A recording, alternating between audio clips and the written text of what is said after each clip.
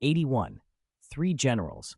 On the outskirts of the Hero Association headquarters, several birdmen circled high overhead, wings beating against the thin air. One of them, massive, skin the color of dried blood, let out an eerie laugh. Hee hee hee, I am the Sky King. Today I conquer the lands of humans. What an odd building. This must be their headquarters. Watch as I tear it down. A dull, wet sound came from behind him, followed by the frantic screams of his companions. Ah! Boss, run! A monster! A monster! The Sky King turned, only to see his comrade's body split cleanly in half. In the next instant, a blade flashed down with impossible speed. A thin line of blood ran down the middle of the Sky King's face. Disbelief filled his eyes. How could this be? I, the great Sky King. His corpse cleaved in two. A gigantic humanoid drifted behind him, fleshy wings on its back beating steadily. Its whole form was brown, as if made of mud, and 5 heads sprouted from its neck, each with blood-red eyes. It was one of the 3 generals of the Dark Matter pirates, Melzergard. Let's descend and take a look, the central head said. If nothing interferes, begin the bombardment. The heads replied in turn. I think it's fine. Good idea. Do it. One head dissented. I don't think it's a good idea. The other 4 ignored him and overruled the minority. After a quick scan, Melzargard's minds detected nothing troublesome, and he sent a silent brainwave. The mothership above answered instantly. A gargantuan spaceship emerged above City A. Dark purple and immense, it blotting out the sky, its bulk stretching across an area comparable to a small country. On cue, every cannon on its underside began to charge. A blinding purple light bathed the world. Boom, boom, boom.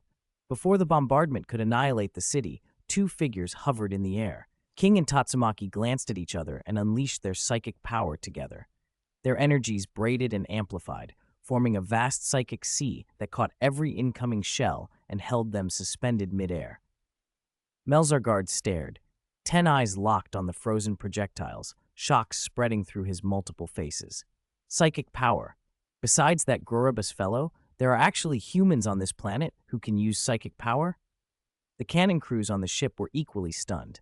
A pink, 3-eyed alien blinked at the shells hanging impossibly in the sky. Huh. What happened? Under the combined force of Tatsumaki and King, the shells were hurled back faster than they'd come, tearing through the air with sonic booms. Boom, boom, boom. Countless shells slammed into the ship's hull, gouging dents and creating craters in its armor. The blows were impressive, but the ship was enormous. So big that even thousands of shells couldn't do more than cosmetic damage. A yellow figure punched through the ceiling of the Hero Association headquarters and climbed out of the hole, looking up at the mothership with an almost childlike curiosity. Wow, aliens. They actually fly spaceships. Seeing Saitama standing there, King relaxed. He'd almost forgotten about this absurdly overpowered bald man. With the bald Demon King present, even 100 Boroses would end up like dried pineapples. King wasn't going to let Saitama wander off inside the ship. He wanted to watch someone face a cosmic emperor for once. Saitama, some ugly but fairly strong monsters may come down, King said. I'll leave them to you and the other S-class heroes. Mostly you, he thought. In the original incident, only Melzargard came down and tied up several S-class heroes. If all 3 generals descended at once, the S-class would be hard-pressed, but with the proud psychic queen aloft, the balance would shift. Saitama scratched his bald head. He still wanted to go inside the ship and poke around, but he stayed near the perimeter.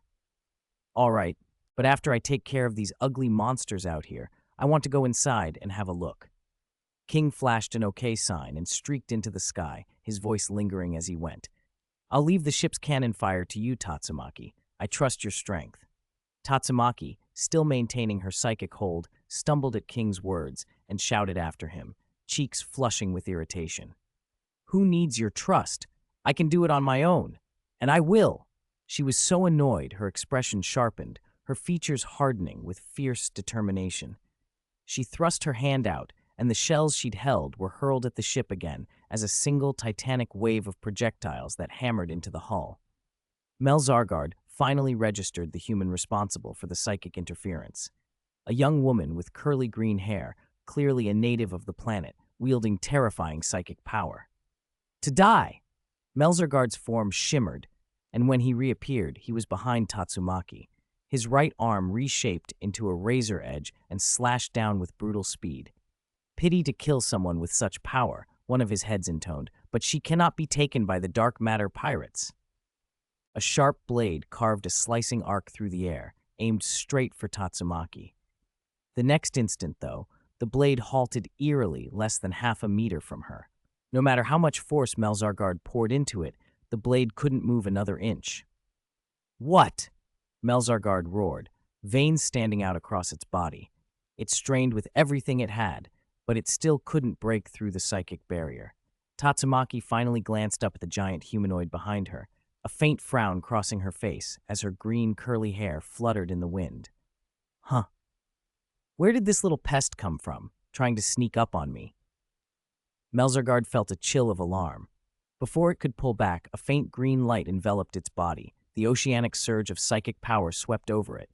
With a mere thought from Tatsumaki, Melzargard's flesh writhed, twisted into a grotesque shape, and under the violent tearing of the psychic force, it was crushed into a brown ball of flesh, utterly powerless to resist.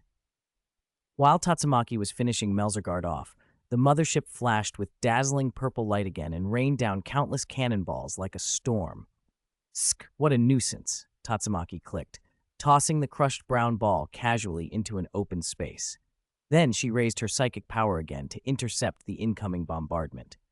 Thanks to the Hero Association's preparations, the residents of City A had been largely evacuated, and the whole city had become a battlefield between heroes and aliens. The brown ball of flesh slammed through a building and smashed into the ground, leaving a sizable crater. Then it began to reform, its shape shifting until Melzargard returned to its original, only the smug playfulness had vanished from its 5 pairs of red pupils. "That human hatchling is very strong," one head admitted. "Indeed, we have no way to resist. If she knew our weakness, we'd be dead already.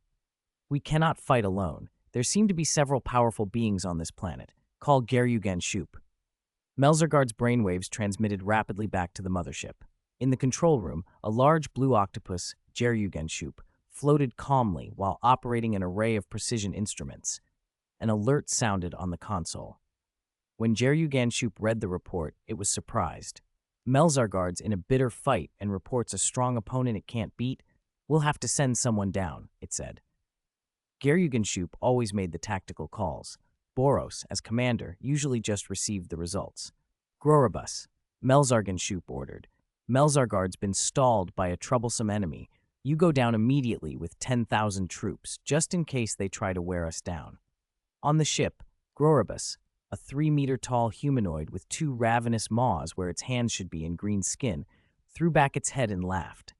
It had no eyes, but its gaze seemed to pierce the ship, watching Melzargan-Shup's battle below. "That one won't die anytime soon. Perfect. I'll go show these pathetic planet dwellers my newly honed ultimate technique." Groribus boasted, then leapt. The ship opened an aperture and its figure slammed toward the surface like a falling meteor. Behind it, thousands of armed aliens began their descent. Back on the ground, the assembled S-Class heroes had finished gathering, but Watchdog Man, Pig God, Drive Knight, and a few others were strangely absent. Hovering in the air, Tatsumaki snorted and sent a psychic message into everyone's minds. "See those things falling like meteors? It's an invasion. Deal with them. I'm handling the cannonballs." Atomic Samurai chewed on his toothpick and watched the incoming figures like a rain of meteors. "Never thought I'd see Earth invaded. Did we just walk into a new movie?" Metal Bat glared up at the falling aliens and swung his bat with a whistling arc. "Alien or monster? I don't care. I'm in a foul mood. I want to smash some heads." Tank Top Master flexed his massive arms with a confident grin. "My muscles will take care of everything." He shoved his fingers into the side of a nearby building and, with a roar, ripped the entire structure free. Then he hurled it like a giant javelin toward the thousands of falling meteors. The descending aliens turned as the enormous building loomed toward them, and terror struck them at once. "What is this? Some native weapon? Lord Groribus, help!" Groribus sneered and opened one of its hand maws. A torrent of green acid sprayed out. The instant it struck the building, white smoke steamed up where the acid touched, and the structure corroded into a puddle of liquid midair. Grorybus's grin widened. Its high-pitched laughter spread across the battlefield. Ha! Melzargenshoop, I'm here to back you up. Melzargenshoop received the sound, and Melzargenshoop's 5 heads rose in unison. A confident smile spread across their faces. So it's you. Fine, with both of us attacking, nothing on this planet will be able to stop us. 83. A single glance is enough to confirm. A sharp, whistling sound sliced through the air from behind, and a plain-looking bat came swinging in. Melzargard reached out instinctively to block it, and the force of the blow shattered his arm like brittle pottery. Sensing 4 or 5 more presences behind them, Melzargard and Grorybus turned at the same time and glared at the newcomers. Bang stroked his white beard, sighed with a trace of helplessness, then lowered his center of gravity and took up the water stream rock-smashing fist stance. Good grief, he said. Never thought my old bones would end up fighting aliens, though these aliens look a lot like the usual monsters. Metal Bat stepped forward, veins standing out on his face, swinging the bat that still bore residue. I don't care if you're a monster or an alien, he growled. Run into me, and I'll smash every one of your heads off in one swing.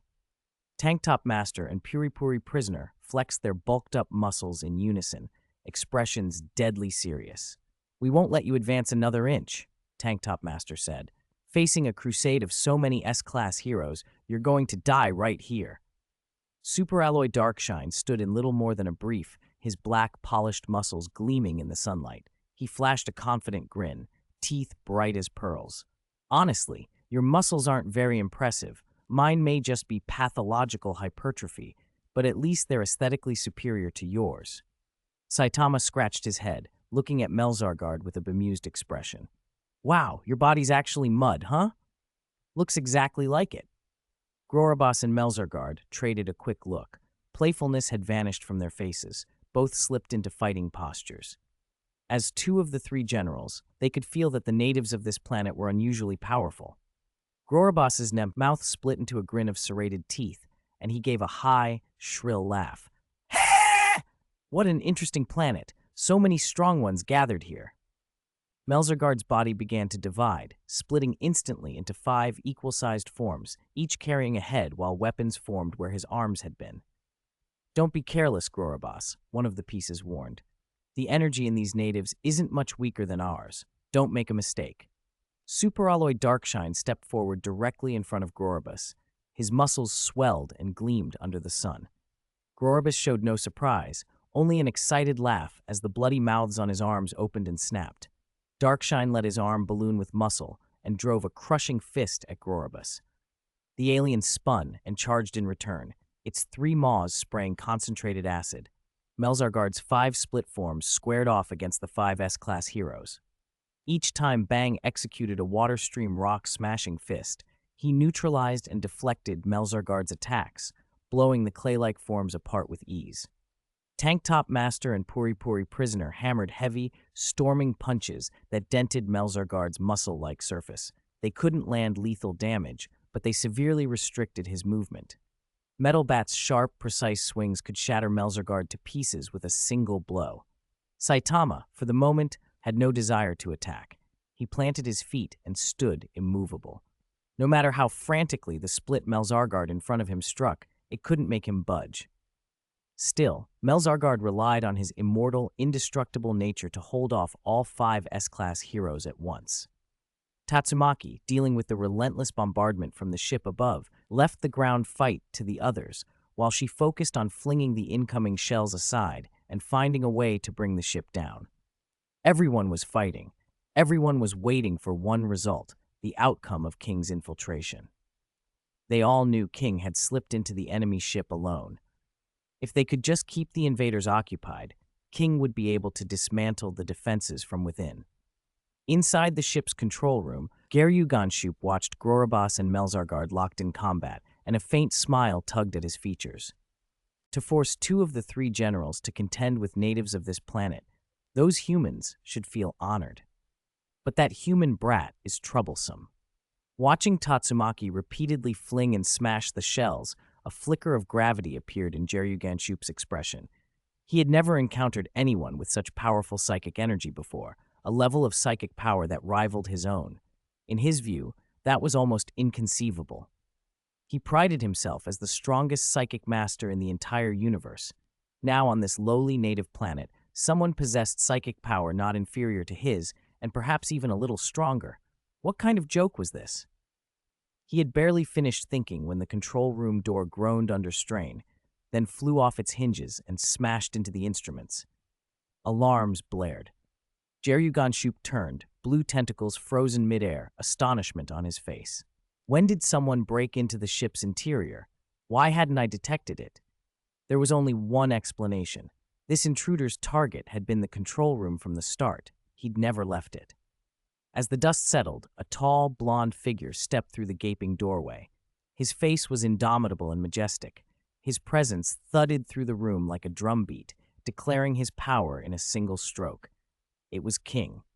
The moment King entered the ship, he had located Geryuganshoop's position through a powerful wave of mental energy. If the life auras of the rest of the crew were tiny torches around the ship, Geryuganshoop burned like a sun. One glance was all it took to confirm him. "Woohoo! Happy New Year's Eve, everyone!" King called out, as if crashing the ship were just another party appearance. "Don't disappoint me, human." King stared at the massive blue octopus before him. Instantly, information about the opponent flooded his mind. Geryuganshoop, one of the 3 generals of Boros's ship, was a powerful psychic, self-proclaimed as the ship's #1 psychic master. King couldn't help but wonder how he measured up to Tatsumaki.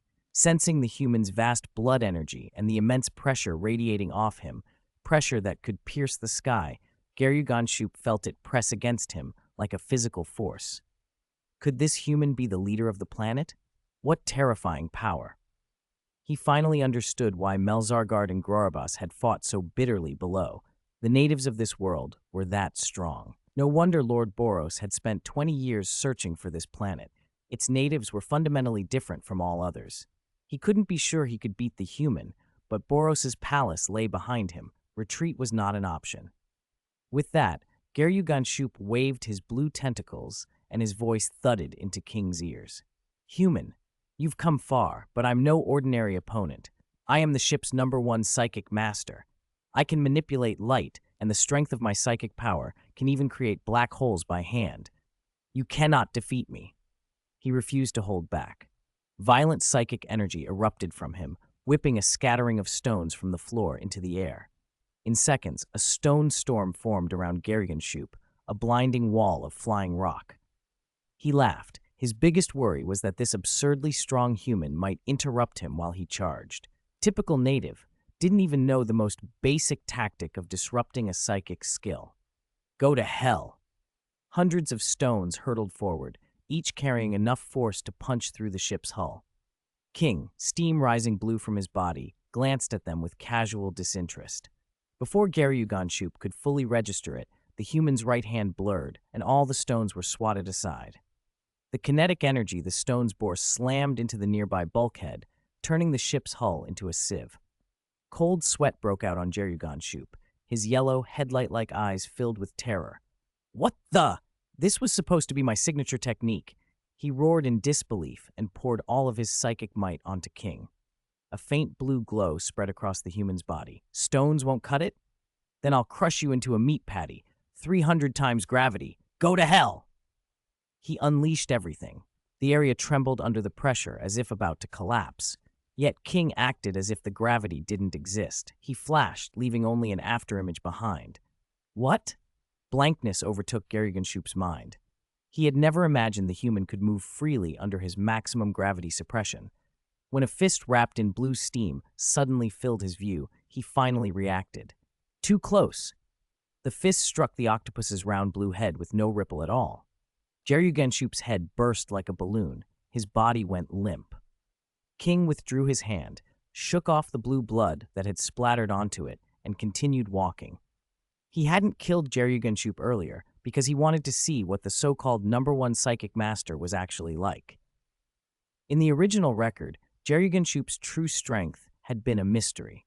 During the invasion, he had been unfortunate enough to meet the bald demon king and was instantly killed by a single small stone, which sparked endless online debates over whether he or Tatsumaki was stronger.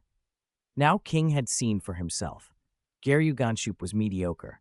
His psychic intensity didn't match Tatsumaki at full power, though his technique was a tier higher. It was simply unfortunate for him to run into a raw stats monster who ignored technique and ended him with a basic attack. King stopped before the massive door and closed his eyes. He spread his mental energy outward from himself, probing everything beyond the door. On the throne behind it sat a humanoid presence with a life aura as vast and hot as a scorching sun. Boros, perched on the throne, had already sensed it too. Excitement flashed across his huge single eye. He had felt that same boiling heartbeat of power.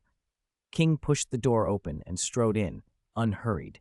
The Emperor engines thundered, their roar shaking the palace as if heaven itself had descended. Boros watched the human enter, couldn't suppress a delighted smile, and rose from the throne, descending the steps. The planet's reputed strongest man and the legendary cosmic conqueror drew near, step by step. Boros spoke first, his voice trembling, not with fear, but with the tremor of barely contained excitement. "Your aura is impressive. Are you the leader of this world? To have killed Garyuganshoop so casually, praiseworthy." King lifted his eyes. The blue steam around him flared, his aura mounted steadily. "That blue octopus was weak. He didn't give me any sense of danger. I hope you won't disappoint me." At those words, Boros could no longer hold back his battle intent.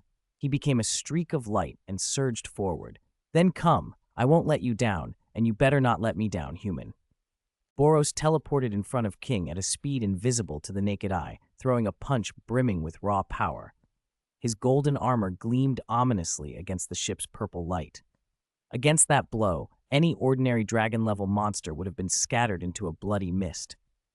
King met Boros head-on, raising his own fist. Their blows collided in midair, and an invisible shockwave erupted from the point of impact. The hard deck beneath their feet shattered, exploding into flying fragments. For less than a tenth of a second, the two titans were locked in a stalemate. Then the exchange was resolved. Boros's expression flickered. His fist had been blown apart. The impact sent him flying back faster than he had come, crashing into a nearby support pillar with a thunderous smash. "If this is all you have, then you disappoint me," Boros sneered as he pushed himself up. "You are too weak." King knew better than to take that at face value. Boros was clearly holding back. The golden armor was a restraint, a seal on his power. The taunt was calculated, meant to draw him out. King allowed it. There was a degree of respect in letting a warrior finish his proclamation. He also understood, in a way, how Saitama must feel. On Earth now, he was nearly unrivaled, second only to Saitama himself. With the Gate of Shock open and his fearsome regenerative ability, King could hold that state indefinitely if he chose. Even opponents like Tatsumaki, who could reach above Dragon when fully unleashed, were no match against him in his preferred condition. Boros crashed into the pillar, cracks racing across his golden shell until it shattered and scattered across the deck. With his upper body exposed, he cracked his neck like a man waking from a nap. Violent energy racked his body, a pillar of blue light shooting into the sky. He inhaled deeply as a seething ocean of power flooded him. Spreading his arms, he faced King's calm stare and began to speak, almost indulgently. "This armor didn't protect me, it restrained me. My energy is too great. I bind myself so I can savor the fight," Boros said. "I was bored, conquering the universe, fighting across the stars, but I never found anyone who could truly match me. 20 years ago, a seer told me that on a planet called Earth, there was an opponent who might rival me. So I crossed the galaxy to find him. You did not disappoint. You are powerful, powerful enough that even with my strength limited, I could not win a single exchange with you. That punch just now was fine. Tell me, human, what is your name? I am Boros, the one who will fight you." King let him finish. When Boros asked, King inclined his head slightly and answered simply, a faint smile curving his lips. "People on Earth call me King. They say I'm the strongest on Earth." Boros paused, then laughed, a sound that rolled up into the ship's ruined ceiling. His skin darkened to a black-blue sheen, and his pink hair whipped in the energy winds. "Ha! The strongest on Earth, King? A fine name. Come!" He vanished in an instant, leaving only a smoking crater where he'd stood. A heartbeat later, he reappeared in front of King and unleashed a storm of blue-heavy punches, tearing at the structure of the ship. King didn't dodge. His fists blurred into after-images as he met Boros blow for blow. The exchange accelerated, 10 punches a second, then 30, then 50. Strikes came faster and harder, the pressure between them building into a maelstrom. Ambient energy boiled away from their duel, ripping up the nearby air. In one flash of violence, Boros's fist and forearm exploded into a spray of blood and bone. The sight tightened Boros's pupils. Even in unsealed form, he'd been driven to the point where his arm was destroyed. He started to initiate his recovery, but King denied him the chance. A fierce gust heralded an incoming blow. Boros barely had time to lift his head before a punch landed squarely in his abdomen. He was launched like a cannonball, smashing through pillar after pillar. He battered on, crashing through a dozen supports before his arms reconstituted, and he jammed them against a far pillar to arrest his momentum. Coughing blood, Boros watched his wounds knit themselves away. Energy surged across his body, his battle intent flaring hotter. A voice full of exhilaration escaped him. "Heh, thrilling! Truly thrilling! Come on, fight me more." A blue streak sliced through the void realm as Boros shot forward, a brutal kick driving toward King. King raised a hand to block. Immediately, the kicked leg spat a column of blue energy that melted the ship's structure wherever it passed. "Even for you, after taking that," Boros began, surprised, when suddenly a fist thrust out from the middle of the blue beam. It carried force enough to distort space itself, and slammed into his knee. The leg that had been erupting with power snapped like a twig. Before he could recover, another blow smashed into his forehead. The impact shoved his single massive eye outward, his face contorting under the pressure. "Arr!" Boros roared as pain ripped through him. 86. Atomic Cleaver. In an instant, Boros slammed headfirst into the spaceship's deck, his skull banging hard against the hull. Just as King prepared to follow up with another blow, Boros ripped his head free and vaulted back hundreds of meters in a flash. He slapped his face, snapping his nearly shattered features back into place. His incredible regenerative ability knit him together again. One eye was already bloodshot, but he was whole. Boros spread his arms, eyes shining with a battle-crazed joy.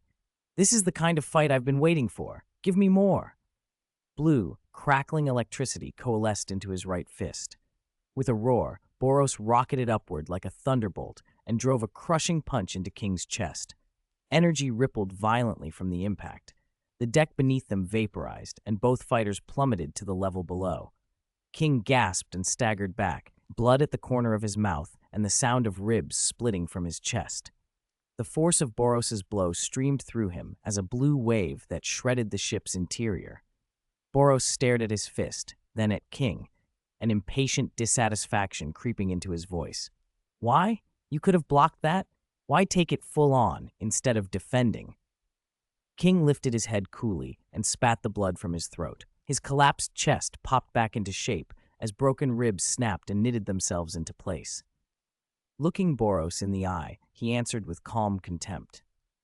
"I wanted to see exactly how strong the power of the Cosmic Overlord is. So I took that hit with my physical body. The power's solid. It can break my defense, but that's it. The Cosmic Overlord is nothing more than that." King prodded him, trying to draw out more power before Boros shifted into his meteoric burst form. Boros's laugh was raw with anger. Muscles tensed and writhed beneath his skin. Blue motes of light surfaced and slithered beneath that massive, crazed eye. "Fine, you want to feel it? Then I'll let you." Boros unleashed everything he could muster in his current state. The ship shuddered under the surge.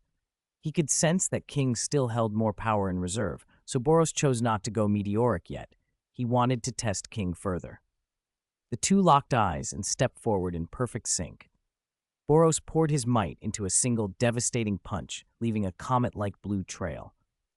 King met it with his fist wrapped in golden light, a force that combined the relentlessness of flowing water with imperious strength, Emperor Fist. When their blows collided, the world itself seemed to stop. Color bled out, the realm flattening into near black and white. Then in the next heartbeat, two shafts of light, one blue, one gold, flared, blasting up through the ship and punching a beam of energy out to the surface. Atomic Samurai watched the blue and gold pillar stabbing into the sky, his eyelids twitching. "Oi, oi, oi, what's this? Makes me want to kneel." As an S-class rank 4 warrior, Atomic Samurai could immediately sense how terrifying the power was. Even with his pride, he knew he wouldn't survive 3 exchanges at that level. That man, King, had come into the ship for a beheading strike. This must be the aftermath of his fight with its leader. Yar, the man was frightening indeed. Face, title as the world's strongest, and now actual power to match. Melzergaard had noticed Atomic Samurai's momentary distraction and, without hesitation, transformed his hands into dozens of jagged spears and lunged. "You dare be distracted while fighting me? Die, human!"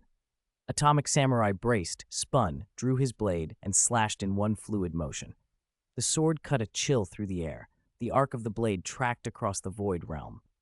The spears Melzargard hurled were sheared into dozens of pieces. In the next instant, the severed body reknit in a burst, reassembling as if nothing had happened. "Ha ha ha! Human! I am immortal. Against us, your only fate is death." Atomic Samurai rubbed his forehead, annoyed. The toothpick in his mouth snapped under the pressure of his frustration. What a pain. I hate fighting things that don't fear a slash. Not being able to kill you in one cut is maddening. Melzergaard scowled, about to hurl more taunts when the human vanished. Where did he go?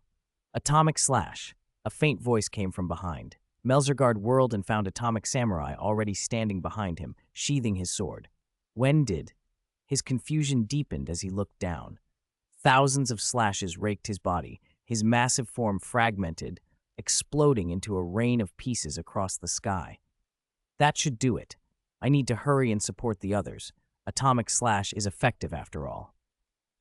Atomic Samurai drew a fresh toothpick from somewhere and bit down.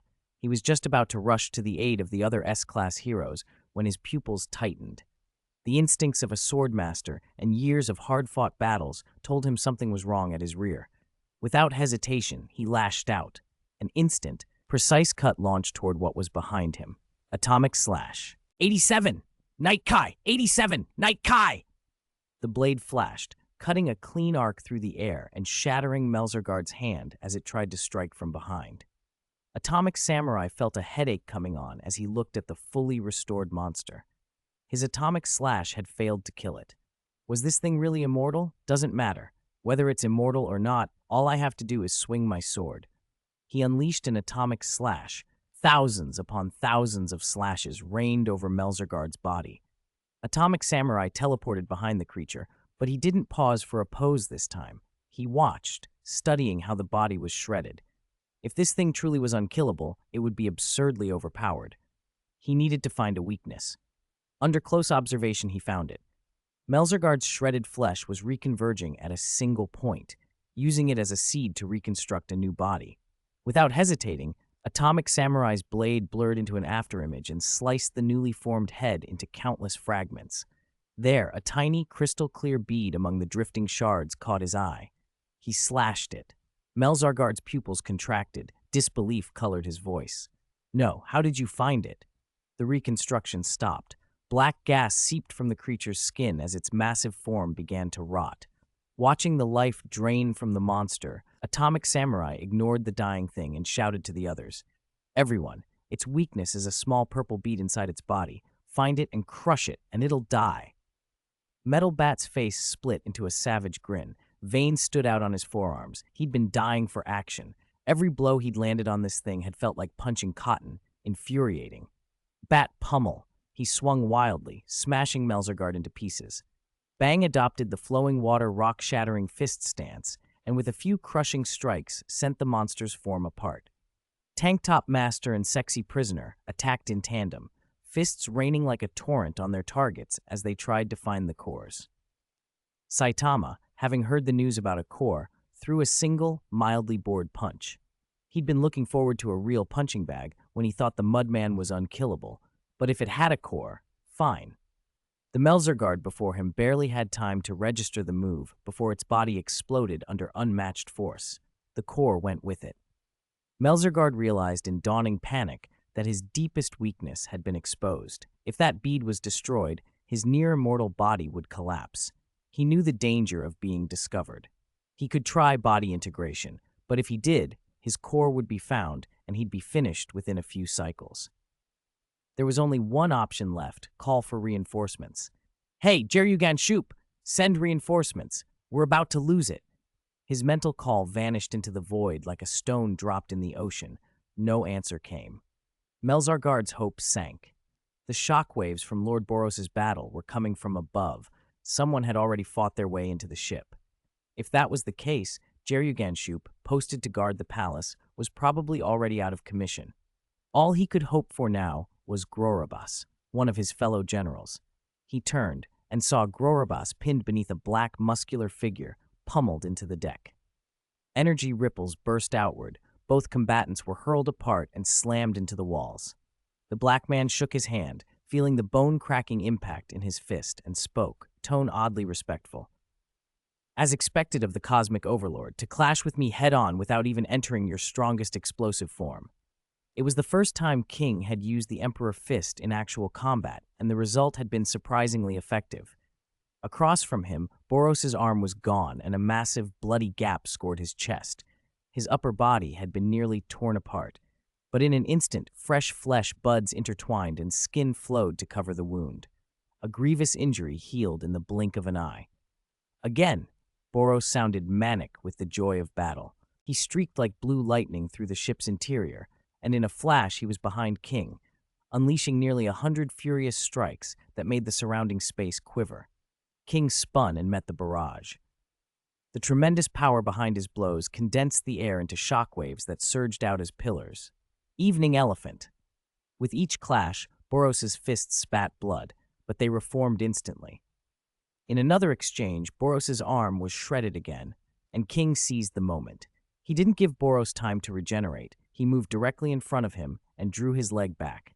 The blood chi on King's body flared like a burning sun, flooding his skin. A blood chi dragon formed, nearly 1,000 meters long, spanning almost the whole sky. Night Gale. Sensing the human's blood chi rising like a blazing sun before him, Boros's pupils snapped down to pinpricks. He understood instantly what King intended. Trying to strike while I'm regenerating, he muttered. An ordinary fighter might have tried to defend or dodge King's Night Guy technique, but Boros was no ordinary fighter. He was the cosmic overlord who had traversed the universe. He would not dodge. Then bring it on.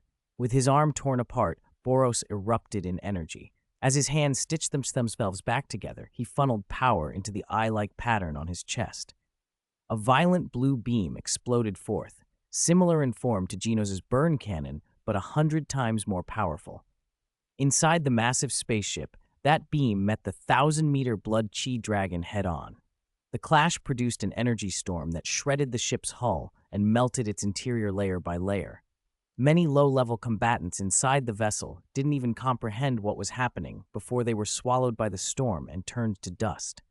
Boros watched, stunned, as his beam was split clean down the middle the instant it met the red blood chi dragon, like a river cleaved by a greater current. He tried to move, but the space he occupied had been twisted. He couldn't shift, only take the impact. You can warp space itself? Is that your true power, King? There was no panic in Boros, only exhilaration. To fight such a powerhouse made his trip to Earth worthwhile. Then Night Guy's kick slammed into Boros's abdomen. Blood sprayed from Boros's orifices. His massive eye almost bulged from its socket. The internal structure of his body was pulverized. The blood key dragon crashed into him, and despite his resistance, shoved him backward with brutal force. Their bodies tore through one layer of the ship after another, finally punching clean through the vessel and shooting out toward the planet's surface. Thin cracks spidered across Boros's body and widened at terrifying speed. Mists of blood fountained from every fissure. The force of the blow shredded his flesh into a bloody mist that filled the sky. Only half an eye remained, drifting in midair as Boros stared at the destruction of his body in disbelief. Such power! I couldn't withstand it, he thought.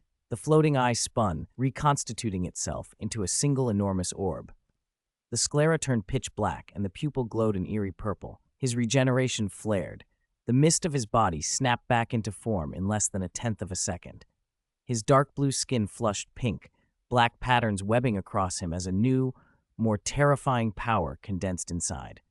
Space itself seemed to tremble around him. The ground quaked. Spiderweb cracks raced outward. The surface began to collapse under the strain of his presence. Collapsing star roaring cannon form, Boros announced. Even he could not sustain this state for long.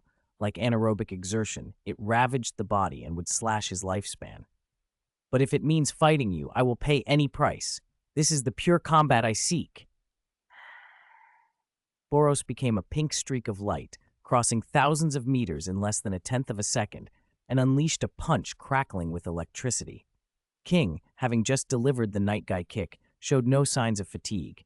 He raised his arms to block Boros's sudden strike. When Boros's fist met King's forearm, a shockwave rolled outward. Bone cracked audibly in King's ears. His forearm snapped, and the flesh where it had taken the blow was scorched. In his seven-gate state, King realized he was still slightly outmatched by Boros's collapsing star roaring cannon power. Boros's speed and strength had leapt beyond anything King had faced before. The pink streaks Boros left in the air wove a dense web as he darted around, each pass raining down heavy, planet-scaled punches. Even when King tried to counterattack, Boros's superior force suppressed him. "What's wrong? Lost your will to resist?" Boros taunted. "I know you have more moves left. Use them." Amid the onslaught, King lifted his head. The steam rising from his body shifted from blue to a crimson like congealing blood. "If that's what you want," he said. 8 gates, Death Gate, open. A flood of blood chi burst out of King, a pressure so raw it seemed to suppress heaven and earth. His physical attributes exploded. The aura of mortal danger around him spiked to its peak. "Ha! That's it! My greatest opponent at last! Come, King! Let's fight!" Boros roared. He teleported behind King with inhuman speed and began to unleash hundreds of punches, each strike potent enough to level several thousand meters. He had been building a power that could scathe an entire planetary surface, but he funneled it into himself instead, amplifying his assault. And then, amid the crimson blaze of blood chi, King simply raised his hand and landed a plain, ordinary punch to Boros's chest. "Ah! Ah!" 89. We need to change battlefields. Boros let out a muffled groan as an enormous force burst from his abdomen and swept through his body, launching him like a cannonball. He slammed into the ground, carving out a vast crater and tumbling backward until he finally came to rest, coughing up blood. "I didn't expect you to have a new form, too. This is good. Now I won't be bored." His ruptured organs didn't even need a blink to knit themselves back together. In his collapsing star roaring cannon form, Boros not only gained tremendous boosts to strength, speed, and durability, his already prodigious regeneration sped up even further. Reduced to a spray of blood, he could come back in an instant. So long as his energy held, he was effectively immortal and indestructible. In a blur, King's figure, wreathed in a crimson aura, appeared before him and threw a punch. "You talk too much." Boros's pupils narrowed, and he countered without hesitation. Neither man bothered to block. They met halfway as their fists smashed together. Boom, boom, boom. Invisible shockwaves radiated from each impact, toppling buildings and shattering the city. Boros's punch caved King's nose in, blood spattering, while a blood-charged blow from King struck Boros's forehead and obliterated half of his head in an eruption of gore. The remaining eye in Boros's half-ruined face glinted with cold cruelty. Flesh and bone reformed in an instant, and he threw another blow without a beat. King's crooked nose snapped back into place in a flash of green light. He scanned the ruined landscape, his brow tightening. He couldn't fight here. He and Tatsumaki had halted the bombardment precisely to avoid turning City A into rubble. With King's 8 gates power, combined with Boros's collapsing star roaring cannon form, a few more exchanges like this and the city would be leveled. Facing Boros's incoming fist, King still chose not to dodge. He retaliated, this time with a vicious uppercut that sliced through the air with a sonic whistle. Their heads collided again. King's face was knocked sideways while Boros's jaw took a crushing hit. Half his face blew apart, and he rocketed into the sky like a missile. Exploiting the moment Boros couldn't right himself, King grabbed him and flung him toward the top of the spaceship. To avoid smashing City A to pieces with their aftershocks, King duplicated the original battlefield and drew the final struggle to the ship's crest. 2 streaks of light, one crimson, one pink, hurtled together, energy crackling as they clashed. Each collision birthed a terrifying storm of force that made even the air and space tremble, leaving scars of residual energy in its wake. On the ground, the S-class heroes watched in stunned silence. The aura emanating from the duel left them shaken. Atomic Samurai had a toothpick tucked in his mouth again and idly gripped his sword hilt, muttering to himself. Oi, oi, is that pink monster the leader of this ship? I feel like he'd slap me to death. He had the humility to admit his limits. In the brief exchange he'd seen, Atomic Samurai knew he couldn't survive a fight at that level. He'd be finished in a single strike. Still, he'd watched the whole thing. That pink-haired monstrosity, capable of killing him with a slap, was being contained by King, who even had his head blown apart repeatedly. It's maddening to compare yourself to others, Atomic Samurai said to himself. King can keep a monster like that down. Talent. Who's the real monster, huh? He flopped down on a relatively clean chunk of rubble. Not because he was lazy, but because the situation on the battlefield had already become clear. Bang executed his flowing water rock-shattering fist with surgical precision, ripping out and crushing Melzargard's purple core under repeated strikes. Metal Bat seized a reconstruction gap and yanked another core free, smashing it with his bat. Sexy Prisoner and Tank Top Master did the same, rip the body apart, find the core, destroy it. Brutal and straightforward. And then there was the bald man who'd been sitting idly among the debris. Atomic Samurai's eyebrow rose. He'd watched, clear as day, as that dark-skinned, bald, muscular man had ended a Melzargard clone with a single punch. No wonder his nickname was One Punch Man. He'd lived up to it, killing one in one hit. Across the battlefield, Gorobus looked on in helpless sorrow. The three generals had carved out territories across the universe for Lord Boros and fought by his side for centuries. Their bonds ran deep. Now he could only watch his former comrade die, powerless to stop it. All because of that dark-skinned, bald, muscular man standing before him. Gorobus nursed grievances he couldn't voice. This freak was the most dangerous foe he'd ever faced. P.S. GJ everyone, stop arguing about who was first. Starting next chapter, I'll occasionally announce who was the first quick man to nag me for an update.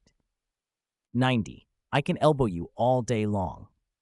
I can elbow you all day long. Gorobus swore that in all his years of combat, he had never faced anyone as disgusting as this. Superalloy Rocket Elbow. Superalloy Darkshine bellowed. Darkshine raised his muscle-bound arm and smashed his polished black elbow straight into Gorobus's face. A crushing force shot through the joint. Gorobus's features contorted under the blow, and he flew backward like a fired cannonball, helplessly tumbling through the air and crashing through building after building before slamming into the ground. The impact sent the earth shuddering. Spiderweb cracks spread across the plaza. Gorobus clawed at the rubble to pull himself up. Through the dust, he could still see that black-skinned mountain of a man, every muscle black and glinting. How many times had it been?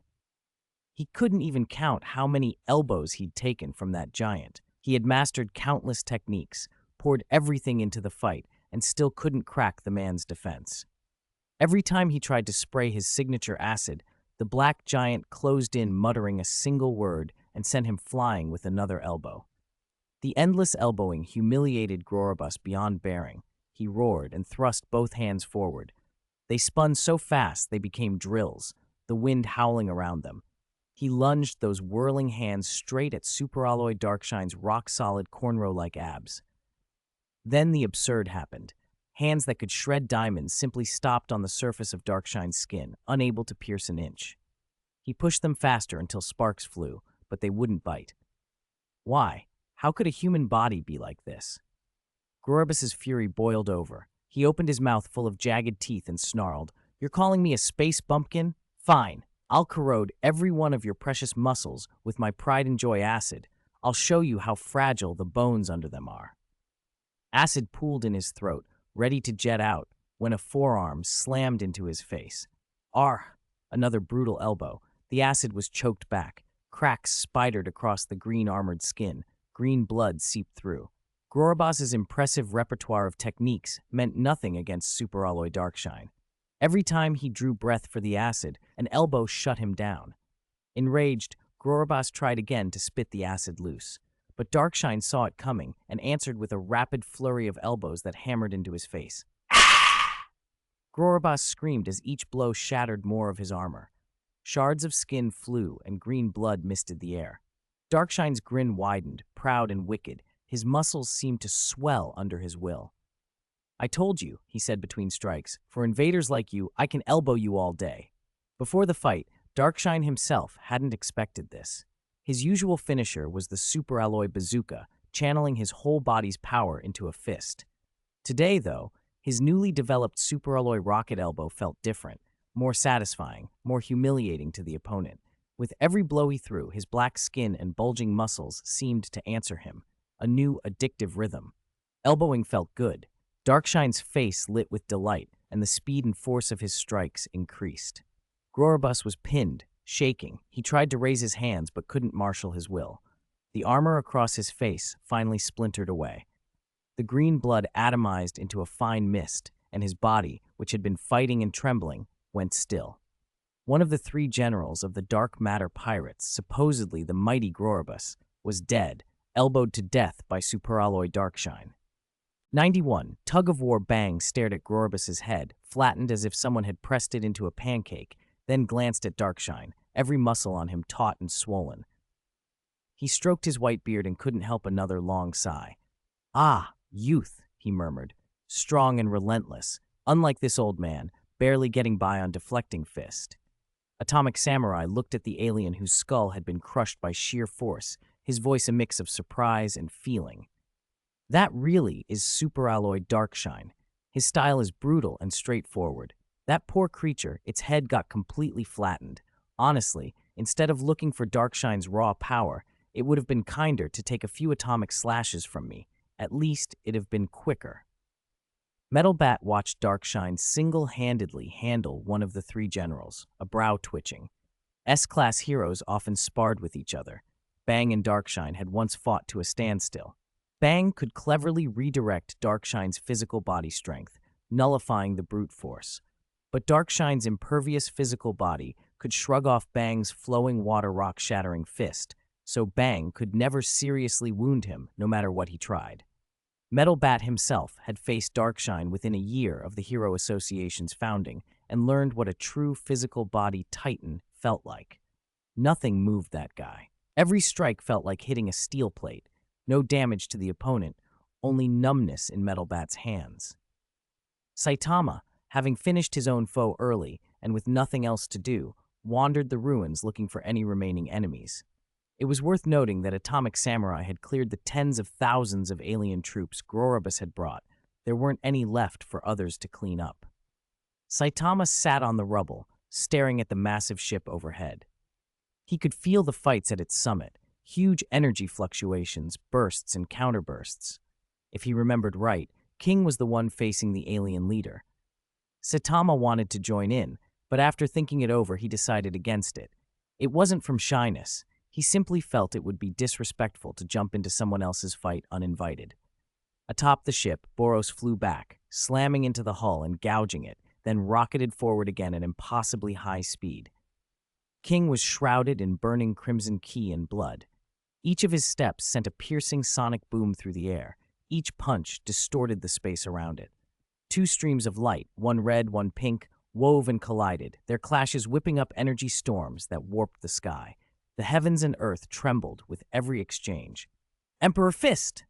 Fists bathed in golden light and crimson chi slammed at Boros at overwhelming speed, hundreds of strikes per second, and struck his abdomen, tearing his body apart with each hit. Air shockwaves rippled outward for miles behind Boros, solidifying into countless streaks across the sky. Boros's pupils shrank, blood spewed from his mouth as if it were nothing. His fragmented body reformed almost instantly, and he launched a ferocious counterattack. Massive pink fist-shaped shadows filled the sky, wrapped in destructive energy. Each blow that connected detonated into energy explosions. Neither man cared to dodge. King accepted Boros's attacks and struck back without flinching. Boros returned the favor. Both had thrown away defense entirely, dedicating themselves only to offense. King's Deathgate state lasts just 10 minutes. After that, he begins to drain his own origin. Boros's collapsing star roaring cannon form is similarly limited, only about 10 minutes at most before he's forced out of it. The duel had become a matter of endurance. Whoever could outlast the other's peak form would likely win. Even so, the difference in effect was clear. When Boros landed on King, at best he damaged skin or cracked bone, but every Emperor Fist King landed on Boros shred the alien's physical body. Huge, bloody rents opened with each strike. If Boros's regeneration wasn't so extreme, King would have pounded him into paste within a few exchanges. Now, both fighters were seeing red, throwing everything they had at the other with no thought of protection. Even when King's flesh split or bones broke, a flash of green light returned him to normal. Even if Boros's body was smashed beyond recognition, the collapsing star roaring cannon form's massive healing quickly stitched him back together. Blood sprayed from both men without pause. Craters punctured the ship's surface with each collision. The clouds above had long since been blown away by the raw energy, leaving a clear sky for miles around. P.S. Dear readers, today's update is a little late, not because I've been slacking, but I caught a nasty cold with the recent big temperature shifts. I only had the energy to start writing this evening. Some readers have mentioned the late update time. I'll try to do better. From now on, I aim to post a chapter around midday each day.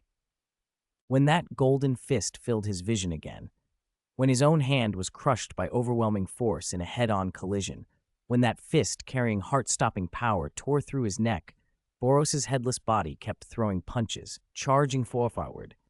His head, as if on autopilot. His head had already been hurled by a blow. In the single crimson eye, a momentary look of confusion flickered.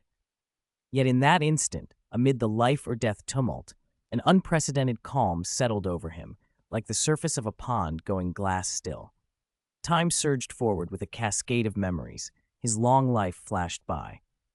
He had been born on a brutal homeworld where only the strong survived. His people were naturally powerful and blessed with prodigious regenerative abilities, the fiercest race in their star system. Boros had been the best among them. His healing far outstripped his kin's, and his energy reserves went beyond what any of his people could normally hold. If he unleashed the full force within him, he could level a planet's surface. With the right strike at a planet's core, he might even destroy a world. After coming of age, he left and founded the Dark Matter Thieves, conquering silently across the void. Generals like Melzergard, Geryugenshub, and Grorabas followed him, and the name of the Dark Matter Thieves echoed throughout the stars. As the years passed, boredom crept in. He hungered for one thing above all, a worthy opponent. Learning that Earth hosted someone who might match him, he had spent 20 years crossing star systems to get here. Watching crimson blood scatter through the air, Boros's eye rolled, and something like an epiphany struck him. The first half of his life had been spent fighting and conquering. The second half, he realized, had been spent searching for a battle. Everything else seemed to fade away. In that single instant, his pupils reflected the blonde figure burning with violent blood chi. My life, perhaps, has always been for this battle with you. Then let me shine with the fullest brilliance of these years. Let me burn without regret. Thousands of fleshy buds sprouted along the severed neck and the fallen head, weaving and fusing in an instant. Boros's head snapped back onto his shoulders, and the energy radiating from his body grew wildly intense.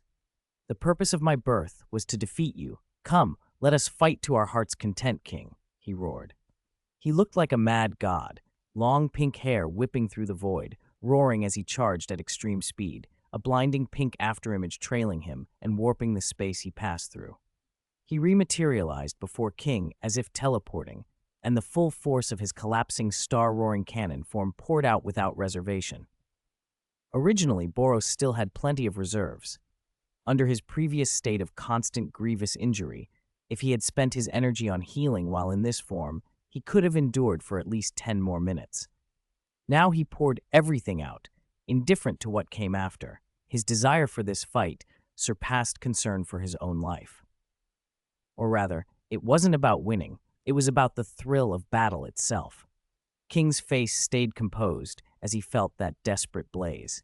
The thunderous pounding in his chest harmonized with the Emperor engine, a heartbeat that seemed to link him to the world itself. He sensed something pure and mad in Boros's heart. A faint curve lifted one corner of King's mouth. Then, a small grin playing on his lips, he raised his fist. The crimson blood chi that cloaked him flared like dry kindling catching oil, and his strength jumped another level. Then I shall grant your wish. With his physical attributes elevated once more, King took a single step. A casually thrown punch sent a shockwave ripping dozens of miles in every direction. When their fists met, King's blow shattered Boros's right hand and drove a massive bloody hole straight through his chest. Boros seemed entirely unconcerned. A wound that would kill any ordinary being barely slowed him. His body healed in less than a heartbeat, and he slammed his left fist forward. They struck again. Boros's left hand exploded into a spray of blood and skin. Energy flared and scattered. Yet as their left fists collided, his right was already rebuilt, and he struck anew. They stood locked in place, exchanging blow after blow. Each time Boros's fist was smashed to pieces and his body shredded by invincible force, he simply reformed and attacked again. King's expression changed subtly. He watched Boros abandon defense in favor of blindingly fast self-repair, and the pattern felt eerily familiar. This fighting style, damn, isn't this how I used to fight? When he had sparred with the bald-caped demon before, he'd survived by relying on his own terrible healing speed because the difference in raw power had been so wide. Each of Saitama's punches had shattered his arm then. Now his strikes were shattering Boros in the same way. The realization surprised him, and with it came a wry, private dread. Oh no, he thought, and with comic solemnity reached up to brush his golden hair. Fortunately, I haven't started going bald yet. Otherwise, I'd be in real trouble. 93. Collapsing star roaring cannon. Seeing Boros in that frenzied state, King deliberately created an opening. Amidst their relentless exchange of blows, his body stumbled just enough to invite an attack. Boros's eyes narrowed, and he threw a punch without hesitation, aiming straight for King's head. The destructive force in that blow bent the air itself. If it landed cleanly, even King in his Deathgate form would bleed. In the next instant, King sprang off with his right leg. Boros's fist brushed past his face. His blonde hair fluttered in the energy waves. Not good. If Boros failed to see through this, all his years of fighting would have been wasted. He had been too absorbed in the battle to notice King's plan at first. Now he realized it, but it was too late. King closed the distance. His left hand lashed out to the side and sliced through the arm Boros used for the attack. Then he raised his right fist high and struck with the Emperor Fist. Infused with the Evening Elephant, the blow carried devastating concussive force. When his fist slammed into Boros's jaw, the alien's skull nearly flattened, chin and forehead almost met. A violent shockwave tore upward. Boros lost control and was sent flying into the sky. Crimson blood laced with electricity sprayed everywhere. Boros's head turned, his mangled jaw repaired itself in an instant. But that was exactly King's intent. 10,000 meters above the ground, Boros barely had time to regain his balance before King followed like a shadow. With a single punch, he turned half of Boros's body into a bloody mist. The S-class heroes watching from below looked up, their composure cracking. What kind of scene was this? Across the blue sky, a streak of red light tore through the air at blistering speed. Trails of blood-tinged aura braided across the heavens, shockwaves and crimson vitality reflecting off one another.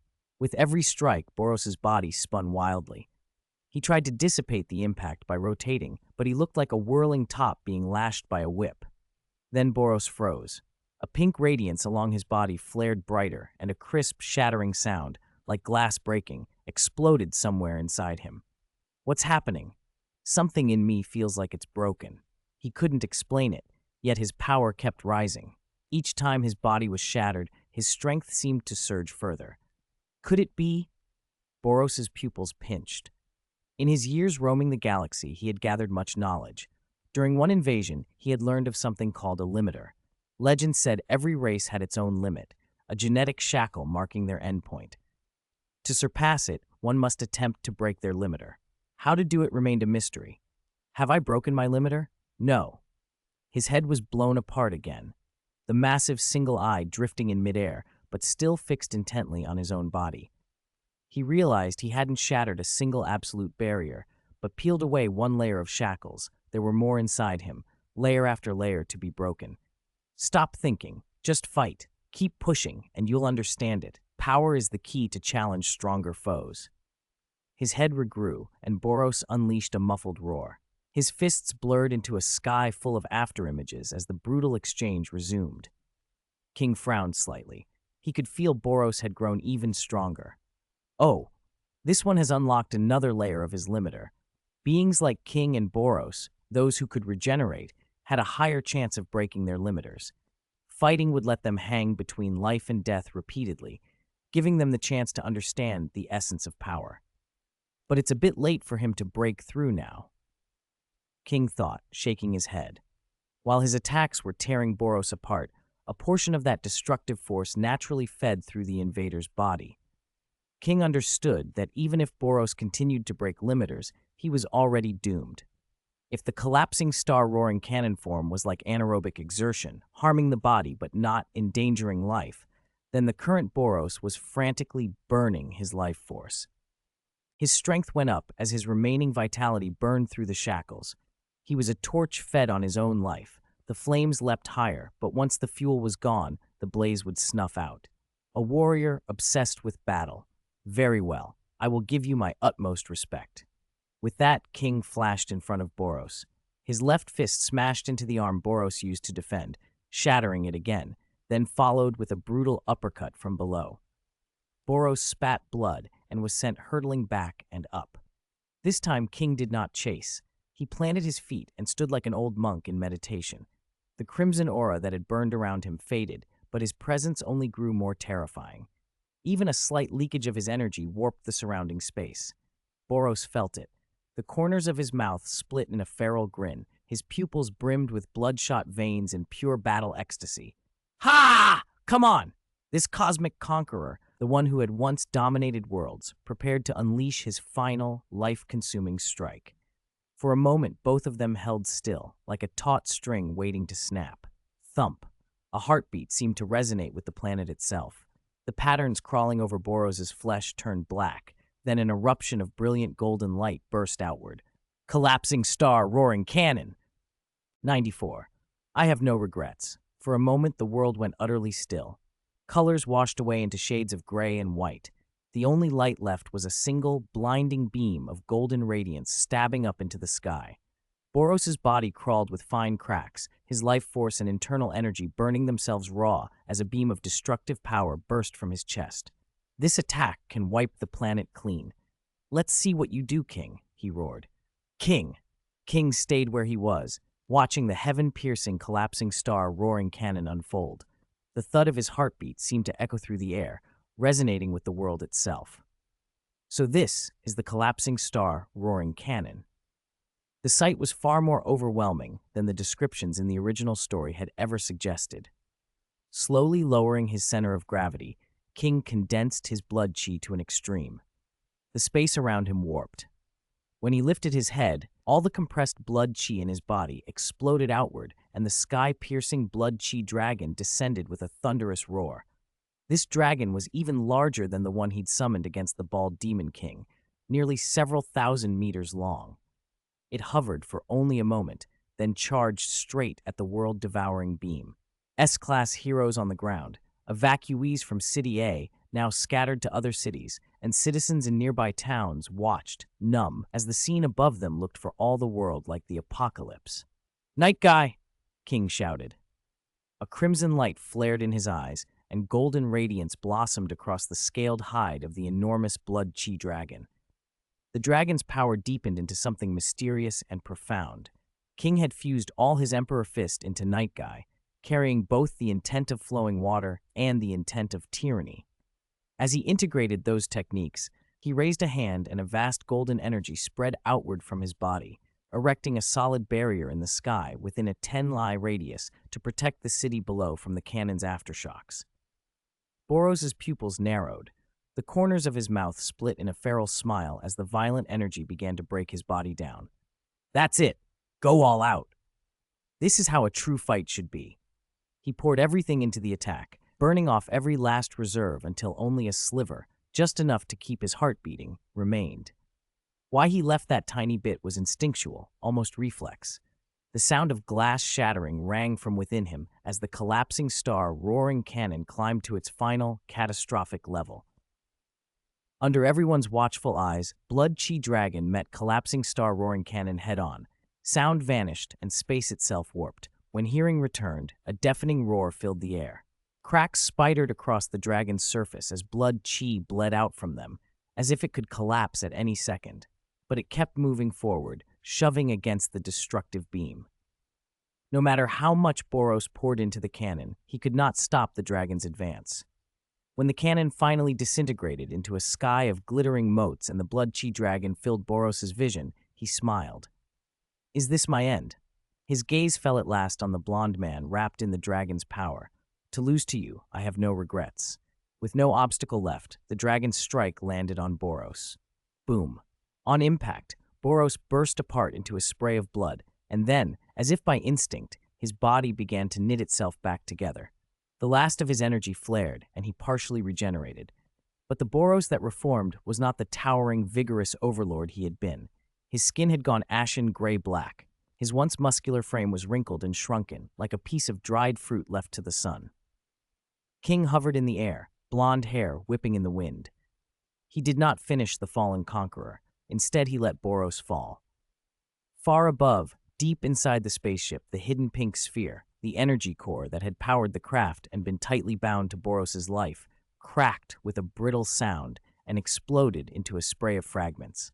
With Boros dying, the core could no longer be sustained. The spaceship lurched, its bulk pitching and roaring as air friction set its surface ablaze. The whole scene looked like the coming of the end. King landed on the tilting hull, calm and collected. He had never doubted the outcome. That invincible heart is something every mastered fighter carries. If you go into a fight thinking you might lose, chances are you will. Boros finally collapsed back onto the spaceship's deck. He forced his eyes open and pushed himself upright. But with each movement, more fissures ran across his flesh and his life force faded. Still, he stood, straight-backed on the sloping hull, trying to hold on to the image of the cosmic overlord he had been. "Kill me," he rasped. "Winner takes all. To die by your hand wouldn't be so bad." He stretched his arms out and tilted his face up to the endless stars. After this fierce battle before his end, he truly had no regrets. P.S. The lucky reader who nabbed first place in urging the update this time is Shifeng Shoma. 95. I'll help you. King walked at a steady pace across the top of the spaceship, his boots striking the metal plates with a crisp metallic clang. With every step, his aura swelled, and by the time he reached Boros, a sound like glass shattering echoed from within him. In the heat of battle, King had broken through another layer of his limiter. His attributes had grown more powerful. He spoke, his voice carrying a trace of regret. "A pity. You broke through a layer of your limiter too. If you had survived this fight, you would have become even stronger." Boros gave a ragged laugh. He could feel King's power rising. "Honestly, the gap between us keeps widening. No matter. I never sought power for its own sake. Power is only my tool, my ticket, the foundation on which I challenge the strong.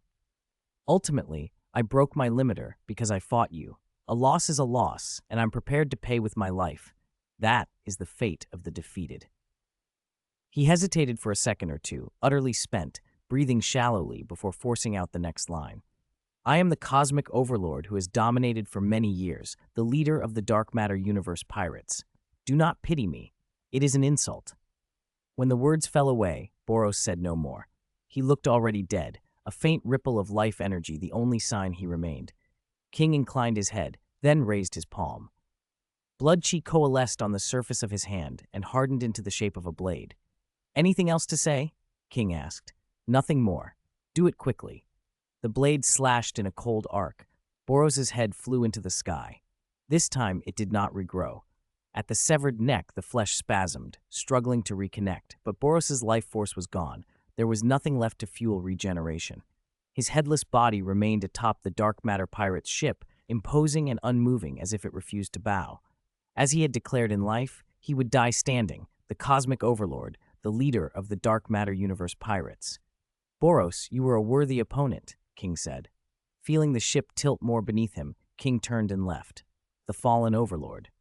The ship shuddered and erupted in flames, its trajectory bringing it down toward City A as if it intended to level the entire metropolis. Below, Tatsumaki's brow tightened. Her vast, sea-like psychic power flared, and the whole ship shimmered with green light as its descent slowed considerably. But her frown deepened. She was straining. She couldn't fully control it. Tatsumaki pushed with everything she had, but she didn't know what the ship was made of. The mass far exceeded what its size suggested. Even her psychic strength couldn't stop it completely. A shining bald head suddenly shot up beneath the ship. Seeing it drop, Saitama decided to see if he could hold the whole thing himself. He wouldn't let the city be flattened. He planted both hands against the ship's belly, kicked off the air with force, and surged upward. "Up you go," he called. In the next instant, a yellow streak leapt through the ship as if there were no resistance, punching a human-shaped hole straight through its layered hull. Saitama floated there, confused. "Why did I punch through it again?" he muttered. The simple truth was their densities weren't even comparable. If one was room-temperature tofu and the other was eternal divine iron, an iron needle could pierce the tofu easily but couldn't lift the whole block.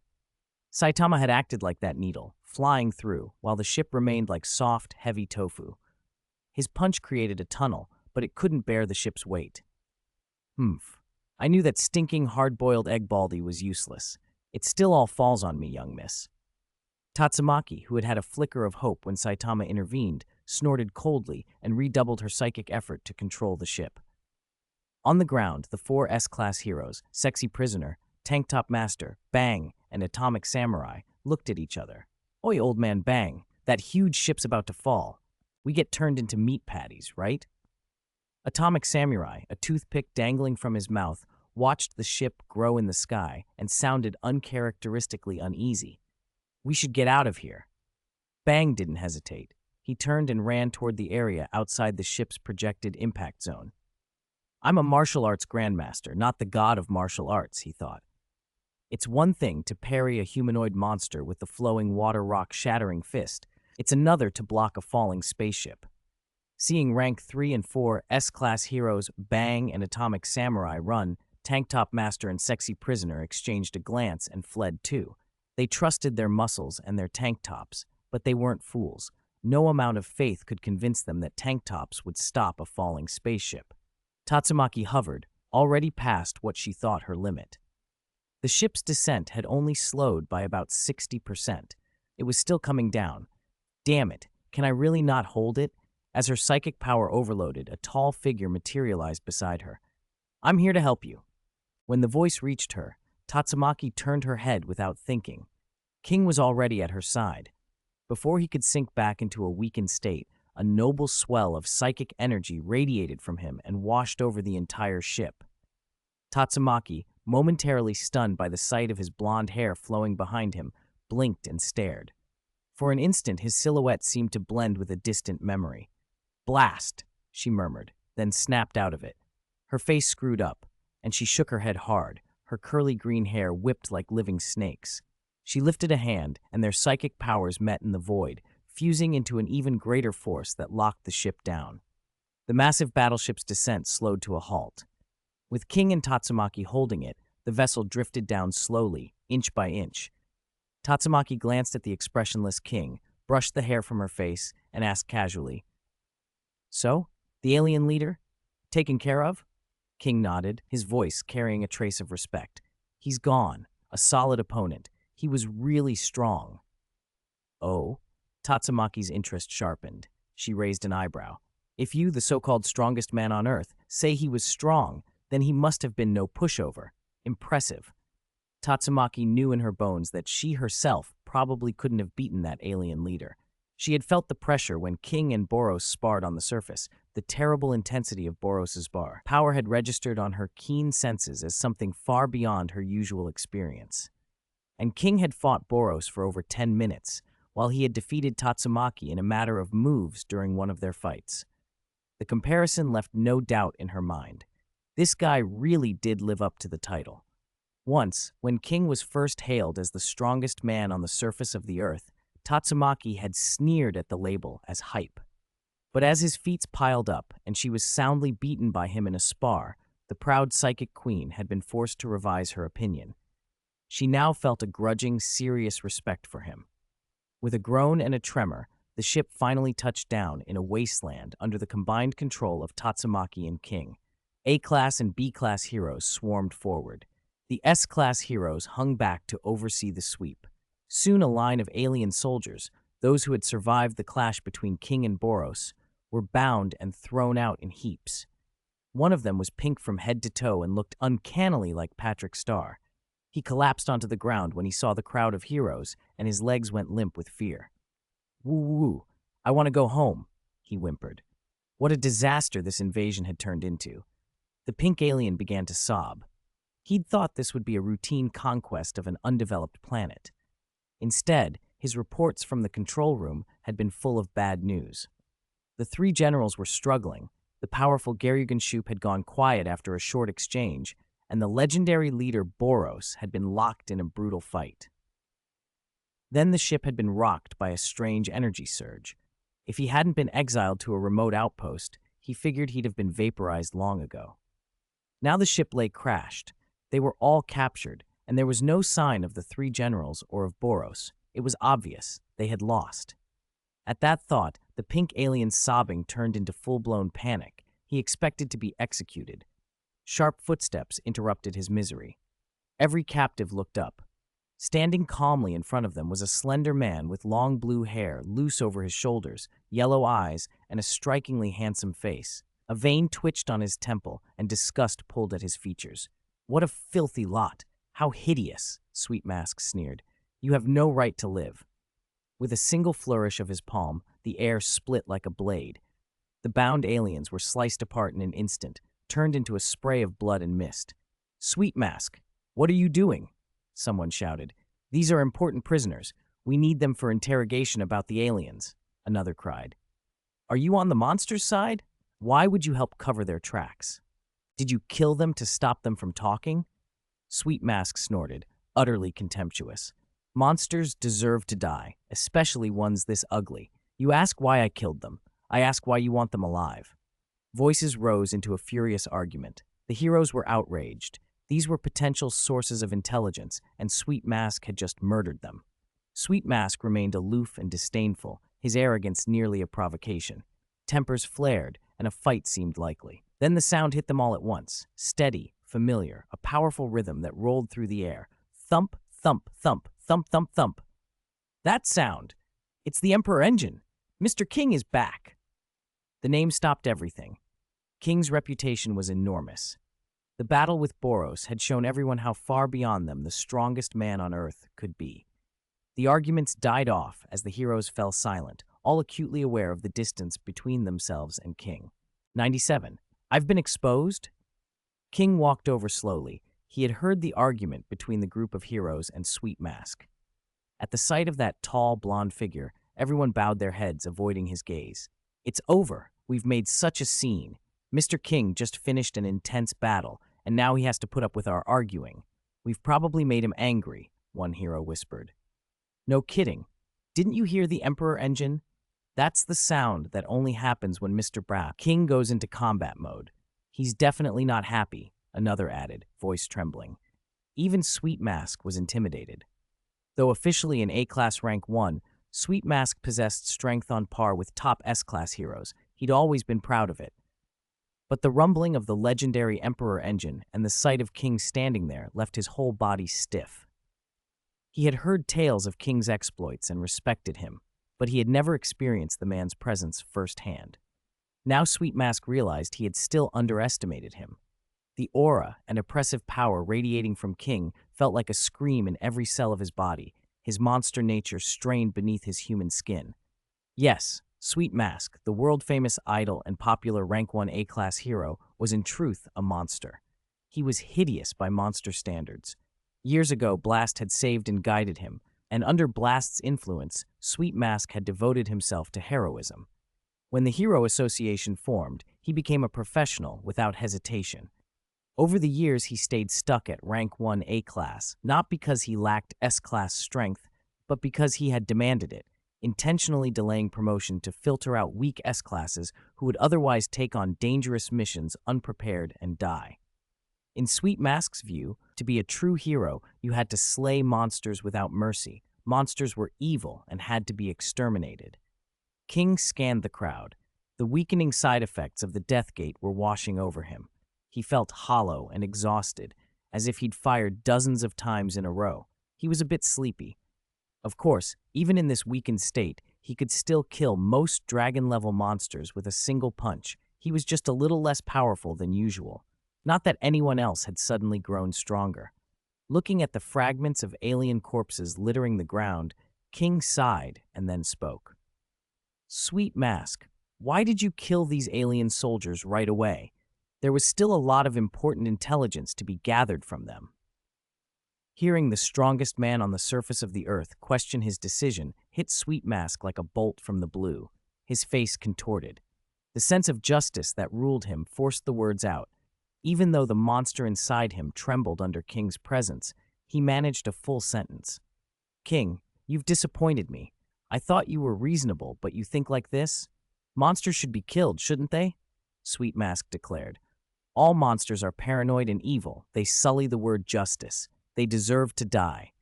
Monsters have no right to live."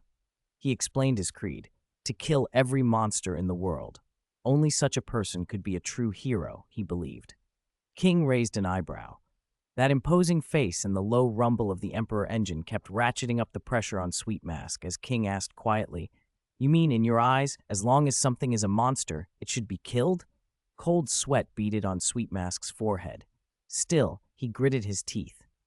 "That's right, all monsters should die. Any appearance of docility is just a disguise. The essence of a monster is evil." A slight curve formed at the corner of King's mouth. Then, with the same calm tone, he said something that stopped Sweet Mask in his tracks. "In that case, if a monster became a hero and pursued their own sense of justice, would you choose to kill them?" The words struck like thunder. Sweet Mask's face went pale. He staggered back 2 steps as panic flooded him. What did King mean by that? Had he already seen through me?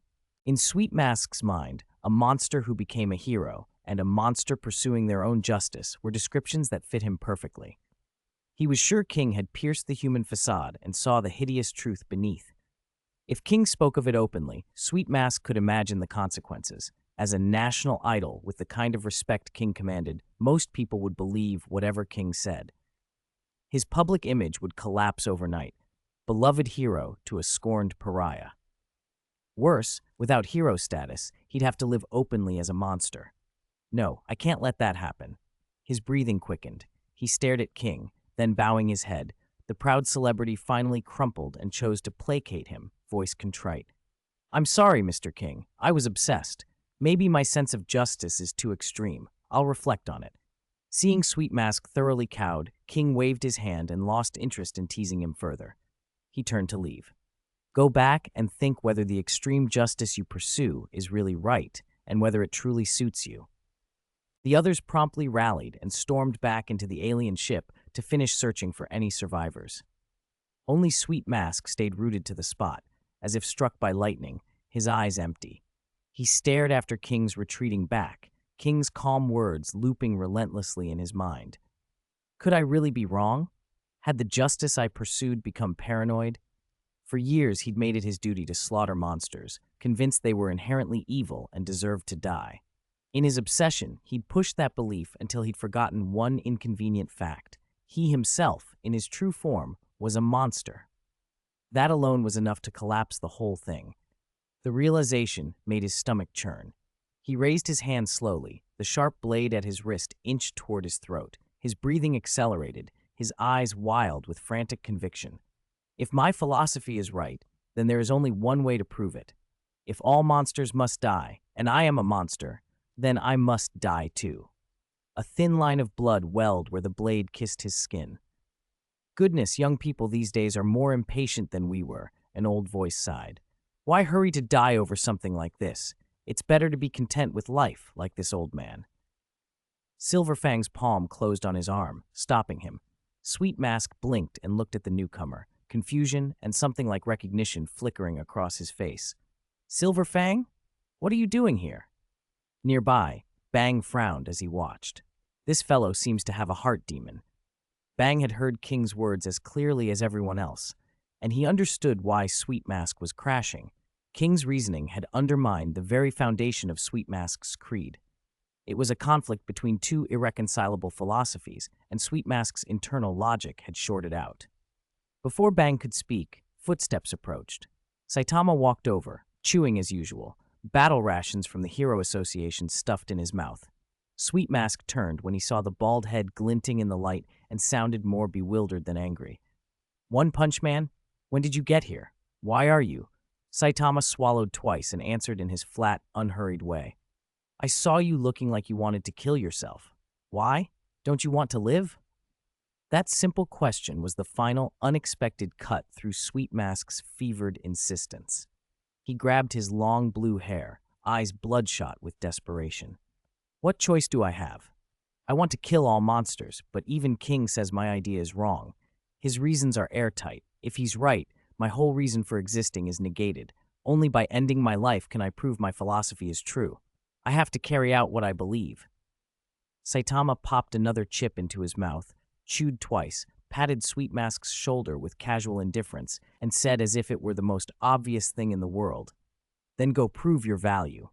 Show that you matter, even without that philosophy. Why do you have to die to prove it?"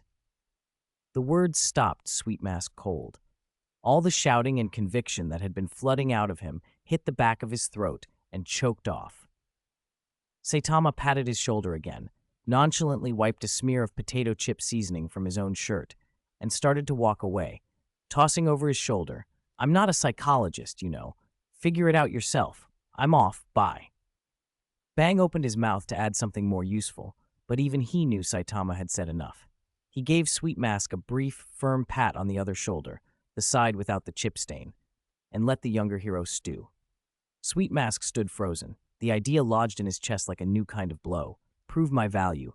Even if I don't have to mindlessly kill monsters, could I still be a hero? His mind roiled, thoughts collided like storm waves. 10 minutes passed, and he remained planted there, grappling with the philosophical earthquake that King's argument had set off. The other heroes shot annoyed looks and clicked their tongues. Is this guy ever going to get moving? Yeah, playing philosopher, standing like some silent statue for everyone to admire. Forget it. Let's just ignore him. If he gets mad and whacks us, he's A-class rank 1.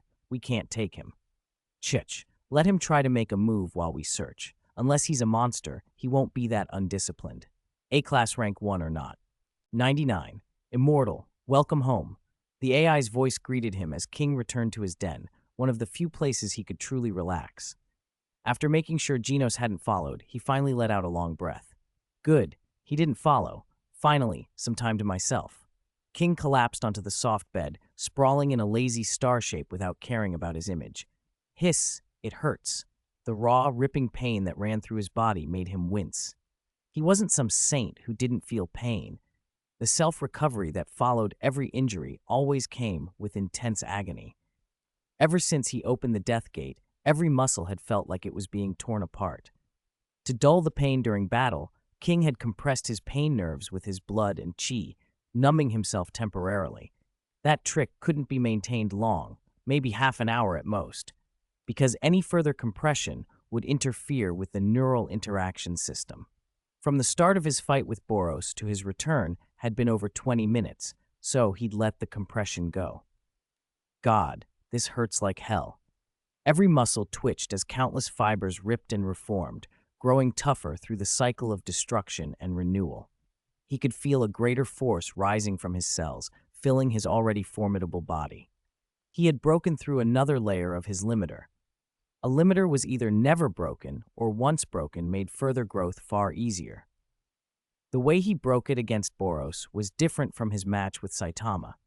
The sparring with the bald Demon King had shattered him again and again, each near-death crushing ripped open the shackles on his genes. In the fight with Boros, King had recognized his own strength and fused with the latent potential in his body during the battle, naturally breaking through a second limiter. King lay on his back and stared at the white ceiling. The tearing pain couldn't cloud his thoughts right now. The original story hadn't gone into this much detail, but it made sense. Saitama had probably become so strong by breaking limiter after limiter through repeated life-or-death fights. He had been an ordinary man with hair before. Through endless battles and relentless effort, he kept breaking limits until he became the invincible bald demon king. If he'd only done 100 push-ups, 100 sit-ups, 100 squats, and a 10-kilometer run every day, he'd at best have a healthy body, not world-shattering power. What did the system broadcast when he killed Boros? A faint blue panel appeared in his mind as he summoned the system's logs. He opened the message from a few dozen minutes ago. Ding! Congratulations to the host for successfully slaying the cosmic overlord Boros, obtaining 5,000 attribute points. Ding! Congratulations to the host for killing a being above dragon level for the first time, obtaining 2 random passive skills and 2,000 attribute points. King's eyes widened. So generous, as expected, from taking down Boros. The 7,000 attribute points were nice, but it was the 2 brand new passive skills that excited him most. He reached toward the faint panel to open his data menu, then paused, hand hanging in the air. System, add 4,000 points to strength and 3,000 points to spirit. No joke, he had to spend the free attribute points first. That's the only way it felt right. Abilities: Emperor Engine, Super Speed Healing, Fine Control, Energy Control, Soul Indestructibility, Adapting to Heaven and Earth, Speed, Stamina, 15,000, Defense, 13,000. Note: the standard for entering dragon level is for all attributes to reach 1,000. King nodded at the pleasing numbers. Not bad, he was turning into a real stat monster. His eyes moved to the skill bar. The 2 new passives, Soul Indestructibility and Adapting to Heaven and Earth, revealed their descriptions in his mind. Soul Indestructibility: when the host's physical body is obliterated, the soul will carry the consciousness and exist independently of the body. It can cooperate with super speed healing to recondense the physical body from a soul state. King shot upright off the bed, eyes wide. This passive surprised him more than anything. Holy crap, does that mean I'm immortal now? Before, King's physical body would regenerate as long as he had a scrap of stamina, but his consciousness was vulnerable. If his body were completely destroyed in an instant, leaving no time to reform, he could die for good. If the bald demon king had hit him with a serious punch, he probably would have been finished. Now, even if his physical body were blown to dust, his soul could carry his mind and, using super speed healing, recondense his body again. The first skill was a huge shock. What about the second? With his heart racing, King looked at the description of Adapting to Heaven and Earth. 100. The most damn sexy prisoner. The most damn sexy prisoner up to heaven and earth. Your body will adapt to all extreme environments, including but not limited to super high temperatures, super low temperatures, oxygen-free environments, pure oxygen environments, and highly toxic environments. And you will also have a certain degree of adaptability to any form of attack. Damn it. King flipped through the skill description again and swore out loud. This essentially let him fight in any extreme environment, even travel through outer space with ease. So why was he still stuck being up with 2? He might as well be the strongest man in the cosmos. More importantly, the core of Adapt to Heaven and Earth wasn't just environmental adaptation. It granted a growing resistance to any kind of attack, whether psychic, physical, or magical. As long as the blow didn't kill him outright, his body would slowly adjust. Looking at the 2 extra passive skills he'd just acquired, King couldn't help but grin. Those passives had massively increased his survivability. He might even be unkillable. Barring mysterious unknown gods, the original story had never hinted at divine powers. There probably wasn't anyone left in the One Punch Man world who could take him down, not even bald demon King Saitama. Not bad. I've really maxed out this time. Thanks for the big XP pack, Boros. He meant it. If Boros hadn't sacrificed himself, he wouldn't have gotten so many awesome rewards. Truly worthy of being an 8, the drops after his death were generous. Feeling power surging through him, King's hands started to itch. He wanted a rematch with the bald demon king right away. King sat up abruptly, but the tearing pain in his muscles forced him to flop back down, rigid as a board across the bed. Better lie down for a bit.